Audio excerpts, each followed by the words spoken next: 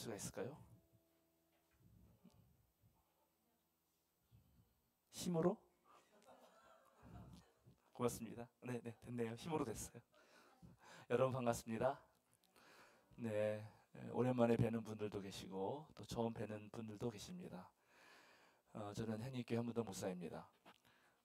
저 가끔 저 자신에게 묻습니다.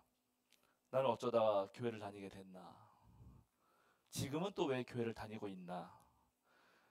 오늘날은 교회가 사회의 암적 존재로 여겨지고 있는데 왜 여전히 교회에 다녀야 하는가 생각합니다. 이런 이유 때문에 제가 2017년에 작은 책 하나를 번역했습니다.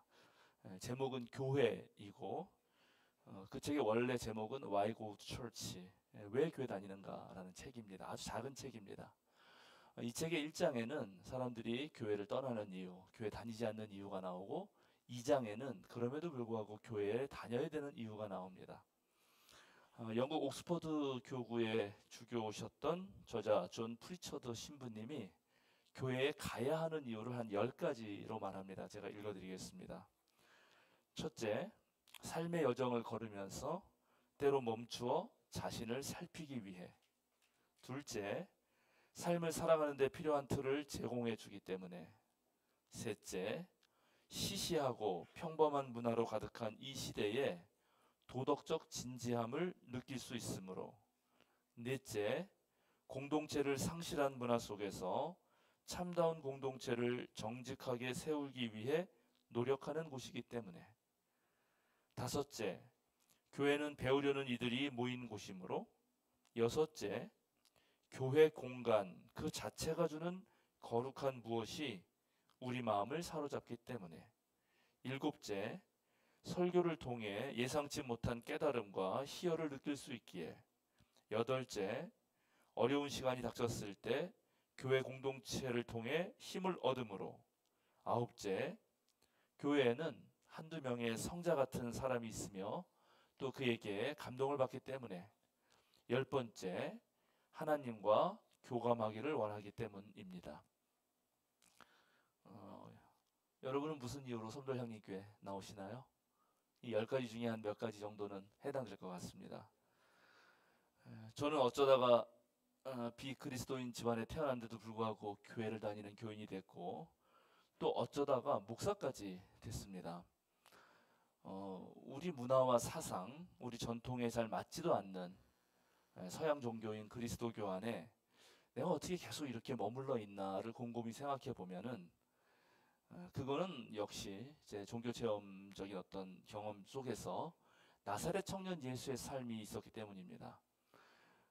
예수를 그리스도라고 부르는 교회 공동체 안에서만이 인간이란 참 무엇인가, 진정으로 의미 있는 삶을 산다는 건 무엇인가를 저에게 계속 묻게 해주었기 때문입니다.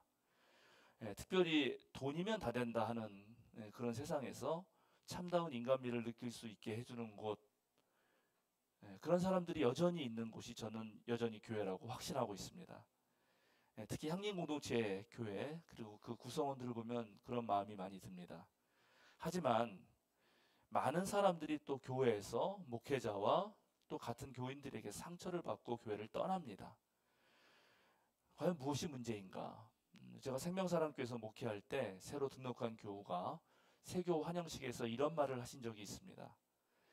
하나님을 안 믿는 것보다 잘못 믿는 것이 더 두렵고 떨리는 일이고 그것보다 더 위험한 것은 자신이 잘못 믿고 있으면서도 그것조차 모르고 있는 것이 아닐까 합니다. 우리 모두는 제대로 잘 믿는 공동체가 되면 좋겠습니다. 대단히 두려운 말로 세교우가 말씀하셨어요. 근데 그 교우가 결국 교회를 떠났어요. 참 제가 당시 담임 목사로서 되게 고민이 되었습니다.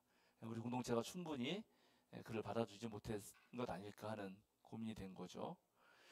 과연 한국교회는 하나님을 제대로 믿고 있는 것일까요? 만약에 교회가 하나님을 보여주지 못하면 우리는 어디에서 하나님을 만날 수 있을까요? 아니, 어쩌면 오늘 시대에 우리가 굳이 하나님을 만날 필요가 있을까? 하나님을 굳이 뭐 찾고 필요하다고 할 필요가 있을까? 그런 생각까지도 해봅니다. 그런데 놀랍게 인류의 역사에서 하나님이 없는 시대는 없었습니다. 왜냐하면 사람들이 저마다 다 자신들의 하나님을 만들어내기 때문입니다.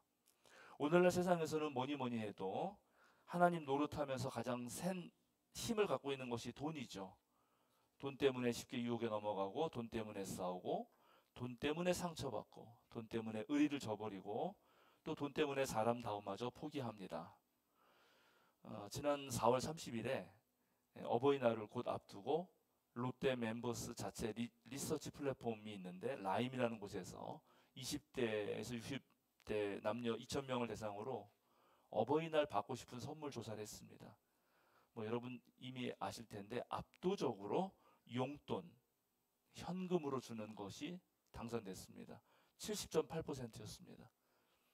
두 번째가 의류였는데 25.1%고 여행 관광 상품이 24%, 건강식품이 22%, 뭐 카네이션이 16% 정도입니다. 복수응답이 가능했던 것입니다. 놀랍게는 부모님께 드리고 싶은 선물도 1등이 역시 용돈입니다. 근데 그게 더 많아요. 83.9%예요. 이런 종류의 설문조사를 매년 하는데 결과는 매년 비슷합니다. 특별히 자본주의적 사고방식은 우리 대한민국 평범한 국민들이 생각하는 중산층 의식에서도 나타납니다. 보통 다른 나라에 물어보면 악기를 다룰 줄 아는가, 사회 비평적 잡지들을 꾸준히 읽고 있는가, 자신의 주장에 떳떳하고 사회적 약자를 돌보는가, 공정한 경쟁을 하고 즐기는 스포츠가 있는가, 독선적 행동을 하지 않는가 하는 것들이 중산층의 기준인데 우리나라를 물어보면 대체적으로 순자산이 얼마인가, 아파트 평수는 몇 평인가, 평균 소득과 소비는 어느 정도의 경제력으로 자기를 드러내는가를 가지고 중산층을 구별합니다. 대부분 그런 것으로 나는 살 만큼 사는구나 하고 드러내고 또 중산층이라고 하죠. 사실 저 자신도 이런저런 곳에서 강의를 하고 나서 강의료를 받을 때 너무 적게 주면 이 사람들이 나를 무시하는 것 아닌가 하는 생각을 많이 합니다. 저를 필요로 하는 곳이면 웬만하면 제가 가서 어디든 가서 강의를 하는데 그때도 강의료를 좀 더 주면 어떨까 이런 생각을 보통 하기도 하는 거죠. 그만큼 돈의 유혹이 참 강합니다. 그래서 오늘날 우리들의 신앙생활도 사실은 상당 부분이 자본주의적 생활 양식에 물들어 있습니다. 돈이 하나님이죠. 두 번째, 인류 역사에서 하나님 자리를 차지하는 가장 큰 자리를 차지하고 있는 것은 결국 자기 고집입니다. 우리들은 자기 삶에서 겪은 그 경험만을 맹신하는 경향이 있습니다. 사람은 누구나 불확실성을 견디지 못하기 때문에 잘못된 정보가 있더라도 차라리 그걸 믿는 것이 더 편하다고 생각합니다. 모르는 것보다도 거짓말을라도 믿는 게 마음의 평안을 주기 때문입니다. 바로 그래서 많은 사람들이 거짓 뉴스에 속아 넘어가고 또 가스라이팅 같은 것에 당하고 또 거짓말들이 난무하게 되는 것이죠. 이 불확실성이라고 하는 것은 남과 맺는 관계에도 영향을 줍니다. 모든 생명체는 잘 모르는 존재, 낯선 것을 만나게 되면 자신도 모르게 움츠러드는 경향이 있습니다. 어떤 낯선 존재가 다가왔을 때 선뜻 다가섰다가 해를 당하기보다 아예 경계 대상으로 삼아서 조심하는 것이 그동안 생존에 유리했기 때문입니다. 사람도 마찬가지입니다. 그래서 보이지 않고 경험하지 못해서 불확실한 것보다는 겪어서 이미 알고 있는 것에만 안주하고 그것만을 확신하는 그런 경향을 갖게 되는 것입니다. 대체로 비신앙인은 하나님 체험이라는 것을 하지 않았기 때문에 자신을 겪어보지 못했기 때문에 하나님 믿지 않습니다. 대신 자본주의 사회에서 돈과 그리고 자기 체험에 대한 맹목적인 확신을 하나님으로 믿고 또 그렇게 살아갑니다. 돈과 자기 확신이 함께 합쳐지면 매우 강력하고 절대로 포기할 수 없는 하나님이 됩니다. 그런데 놀랍게 한편 신앙인도 자신이 체험한 것을 주로 하나님의 뜻으로 생각합니다. 한국 기독교가 한참 성장할 때 한국 경제 또한 성장일로에 있었습니다. 당시 많은 기독교인은 교회 다니면서 매우 하나님 말씀에 힘입어서 당시의 어려움과 고난들을 극복해 나갔습니다. 그리고 아주 성실하게 일을 했죠. 그래서 감당치 못할 재앙만 만나지 않는다면 대체로 많은 그리스도인들이 부자가 되었습니다. 더 나은 삶을 살게 된 것입니다. 왜냐하면 한국 경제가 성장했으니까요. 이런 경험을 한 그리스도인들이 간증을 통해서 교회에 나가서 하나님 믿으면 물질적인 축복을 받는다고 하는 논리와 신념을 갖게 됩니다. 그리고 여기에 목사가 설교로 불을 지릅니다. 바로 이러한 이유로 하나님 믿으면 잘 된다고 하는 기복신앙이 우리 한국교회에 깊이 뿌리박게 되었고, 사업에 실패한 건 다 믿음이 부족해서다라는 그런 식의 논리도 남발되게 되었습니다. 원래 재앙을 없애고 복을 비는 것, 그런 것은 무속의 특징이고, 현세에서 잘 나가서 출세하는 것은 유교적인 출세주의인데, 그런 것들이 기독교 안에 스며들어서 다 마치 그리스도교인 것처럼 되었다는 것입니다. 교회가 신구약을 통틀어서 면면이 흐르고 있는 바로 공의를 이루시는 하나님의 비전, 그리고 약자에 대한 사랑, 이런 것들은 소홀히 하면서도 물질적 축복과 세상의 성공을 바라고 그것만을 외치고 있었던 것이고, 이제 급기야는 기득권 정치 세력과 결탁해서 한 몸이 된 것입니다. 교회 간판을 내세우고 예배하고 찬양이 울려 퍼진다 하더라도 거기에는 우상 숭배만 가득합니다. 우리가 정말 참된 그리스도인 또 하나님의 백성이라면 성경 곳곳에 등장하는 말씀처럼 가장 먼저 나그네, 어디 의지할 것 없는 사람을 돌보는 사람이 되려고 노력해야 합니다.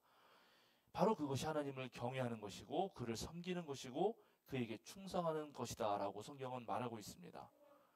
물질적 축복이라고 하는 것은 덤으로 얻을 수 있는 것이지 그것이 기독교의 핵심은 아니라는 것이죠. 그렇다고 선도형님 교회 교인들 모두 가난해져라, 그런 말은 아닙니다. 가난은 불편하고 힘들죠. 하나님은 자기 백성이 불편하고 힘든 삶을 사는 것을 그렇게 원하지는 않으십니다. 하나님은 모두가 함께 빈곤에서 벗어나서 풍요롭게 살기를, 생명을 얻는데 더 풍요롭게 얻기를 그렇게 기대하십니다. 그런데 우리가 나그네를 돌보려면 최소한 우리가 그를 돌볼 자산이 있어야 하고, 또 그리스도인은 1차적인 욕망보다는 더 높은 가치를 지향하는 사람들이고, 그 높은 가치 속에서 모든 사람들을 자신들이 살아가는 그 가치로 이끌려고 하는 사람들입니다. 그런데 예수님은 빵으로만 사는 게 아니라 사람은 하나님 말씀으로 산다고 말씀하셨는데, 반대로 사람은 하나님 말씀으로만 사는 게 아니라 빵으로도 살아야 합니다. 빵과 말씀 모두가 필요하고 빵과 말씀 사이에서 적절한 균형이 필요하죠. 그 사이에서 올바른 삶을 추구해야 합니다. 그런데 우리는 빵을 더 얻고 싶고 또 그 빵을 더 많이 가지려고 하는 욕망 속에서 넘어지곤 합니다. 우리는 연약한 존재고 실수하는 존재이기 때문에 우리의 육체적, 영적인 그런 삶을 잘 유지하기 위해서는 우리와 함께 지탱해 줄 친구, 동료, 선생이 필요합니다. 저는 바로 그런 분이 예수 아닐까? 그렇게 생각해 보는 것입니다. 그리고 사실 그리스도교는 원래 예수가 바로 그리스도다라고 그렇게 고백한 종교입니다. 그래서 내 뜻과 예수의 뜻이 부딪힐 때 우리는 내 뜻을 예수 뜻 앞에 내려놓고 내 뜻을 포기하고 예수의 삶과 가르침이 충분히 드러나도록 그렇게 살아가야 하죠. 그리고 바로 교회는 그런 사람들의 모임이 되어야 합니다. 오늘 예수님은 자신이 십자가에 달려 돌아가실 것을 예상하면서 이제 내가 죽으면 너희들에게, 여러분들에게 진리의 영을 보내실 거라고 그렇게 말씀하십니다. 우리는 지금 성령 감림 절기를 보내고 있는데 예수님은 자신의 그 빈 자리를 진리의 영이 채울 거라고 말합니다. 우리 선별장님 교우 여러분, 여러분이 생각하시는 성령은 뭡니까? 많은 교회들이 한때 성령 충만을 외쳤거든요. 성령 충만이라고 하면은 뭐가 떠오르시나요? 저는 어릴 때 성령 충만은 언제나 부흥회에서 박수 치면서 열광적인 분위기에서 또 방언 정도는 해줘야, 방언은 못하면 정말 얼마나 그 하나님 왜 나에게 방언을 안 주시는가, 덜을 부딪혀서 그런가, 하나님이 귀가 먹은 것도 아닌데 그냥 소리 높여 외치라고 했죠. 질병을 고치고 안수에서 귀신을 쫓아내는 것들, 이런 것들 떠오르긴 하죠. 그런데 한신대학교의 유장현 교수님은 한국교회가 성령에 대한 잘못된 이해 속에서 아주 광신적인 성령 운동을 하는데 그것은 성령 중독 중이고, 그래서 진짜 성령은 망각하고 있는 성령 망각증에 걸려 있다라고 말을 합니다. 오늘 우리가 읽은 요한복음에 따르면 성령은 진리의 영이라고, 제자들을 모든 진리 가운데로 인도하는 분이라고 말합니다. 즉 성령은 자기 마음대로 하는 게 아니라 예수가 하신 말씀을 생각나게 하고, 예수가 하신 말씀을 가르치고, 예수가 하신 생각을 떠올리게 한다는 것입니다. 세상에 많은 종교인들이 있고 각각의 종교에서는 놀라운 기적 체험들을 실제로 합니다. 병이 낫고 신적인 음성을 듣기도 하고 예언도 하고, 심지어 정말 전혀 모르던 언어도 하죠. 모르는 것을 갑자기 확연하게 깨닫는 경험도 합니다. 이런 모든 신비 체험은 모든 종교에서 일어납니다. 그런데 바로 이런 모든 종교 체험이 곧바로 성령 체험이라고 할 수 없습니다. 모든 그런 체험을 성령 체험으로 받기 때문에 기독교 역사에서 많은 문제를 야기했습니다. 첫 이단이 바로 그런 사람들이었고, 많은 광신자가 이런 신비 체험에 매몰되어서 상식을 파괴하고 비합리적인 행동을 일삼아왔습니다. 예전에 농촌에서 목회자였던 목사님이 부흥사를 불러서 그 기도해가지고 이제 쓰러뜨리는 거 했거든요. 근데 부흥사는 쓰러뜨리면 잘 쓰러지는데 자기 가면 안 쓰러져가지고 난리가 난 거예요. 교인들이 떠날 거 아니에요. 그래서 3일째 되는 날 밤새 기도해가지고 진짜 3일째는 이 담임 목사님이 설교하고 하는데 전부 교인들이 넘어졌습니다. 그래가지고 교회가 농촌에서 부흥하기 시작했어요. 근데 그 목사님이 1년 만에 그 행위를 멈췄습니다. 왜냐하면 교인들 전부가 그것만 말하는 거예요. 말씀 들을 생각은 없고 어떻게든 넘어지고 싶은 거예요.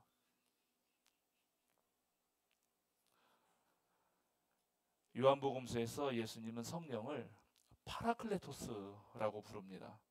파라클레토스라는 말은 법정에서 때때로 변호사로, 조력자로 또는 검사로 활약하는 사람들을 말합니다.